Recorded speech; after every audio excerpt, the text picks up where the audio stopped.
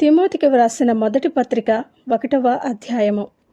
మన రక్షకుడైన దేవుని యొక్కయు మన నిరీక్షణ అయిన క్రీస్తు యేసు యొక్కయు ఆజ్ఞ ప్రకారము క్రీస్తు యేసు యొక్క అపొస్తలుడైన పౌలు విశ్వాసమును బట్టి నా నిజమైన కుమారుడగు తిమోతికి శుభమని చెప్పి వ్రాయినది.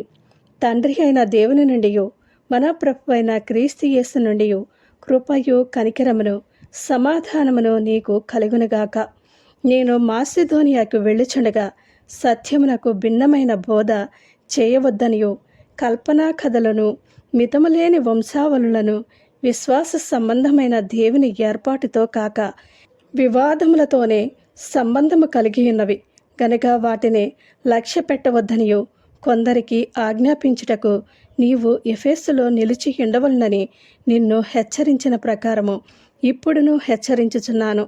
ఉపదేశ సారమేదనగా పవిత్ర హృదయము నుండి మంచి మనస్సాక్షి నుండి నిష్కపటమైన విశ్వాసము నుండి కలుగు ప్రేమయే.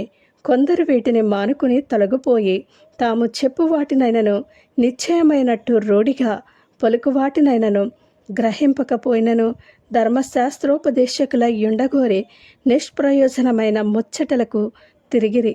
అయినను శ్రీమంతుడగు దేవుడు నాకు అప్పగించిన ఆయన మహిమగల సువార్త ప్రకారము ధర్మశాస్త్రము ధర్మ విరోధులకును అవిధేయులకును భక్తిహీనులకును పాపిష్టులకును అపవిత్రులకును మత దూషకులకును పితృహంతకులకును మాతృహంతకులకును నరహంతకులకును వ్యభిచారులకును పురుష సంయోగులకును మనుష్య చోరులకును అబద్ధికులకును అప్రమాణికులకును హితబోధకు విరోధి అయిన వాడు మరి ఎవడైనను ఉండిన ఎడల అట్టి వానికిని నియమింపబడిన గాని నీతిమంతునికి నియమింపబడలేదని ఎవడైనను ఎరిగి ధర్మానుకూలముగా దానిని ఉపయోగించిన ఎడల ధర్మశాస్త్రము మేలైనదని మనమెరుగుదుము.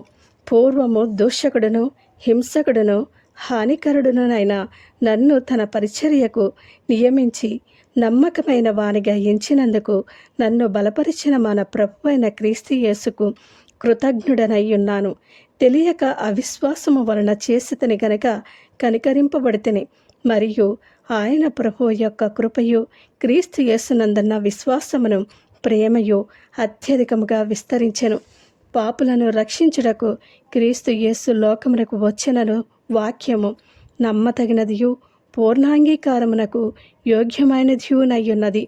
అట్టి వారిలో నేను ప్రధానుడను. అయినను నిత్య జీవం నిమిత్తము తనను విశ్వసింపబోవు వారికి నేను మాదిరిగా ఉండులాగిన యేసుక్రీస్తు తన పూర్ణమైన దీర్ఘశాంతమును ఆ ప్రధాన పాపినైన నాయందు కనుపరుచినట్లు నేను కనికరింపబడితిని. సకల యుగములలో రాజయ్యుండి అక్షయుడును అదృశ్యుడునగు అద్వితీయ దేవునికి ఘనతయు మహిమయు యుగ యుగములు కలగనగాక. ఆమెన్.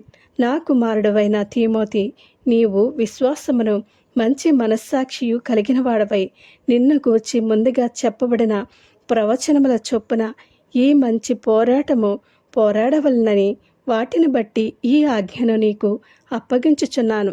అట్టి మనస్సాక్షిని కొందరు త్రోసివేసి విశ్వాసము విషయమై వాడబద్దలైపోయిన వారి వలె చేడియున్నారు. వారిలో హుమేనయ్యును అలెగ్జాంద్రును ఉన్నారు. వీరు దూషింపకుండా శిక్షింపబడుటకై వీరిని సాధారణకు అప్పగించితిని. ఆమెన్.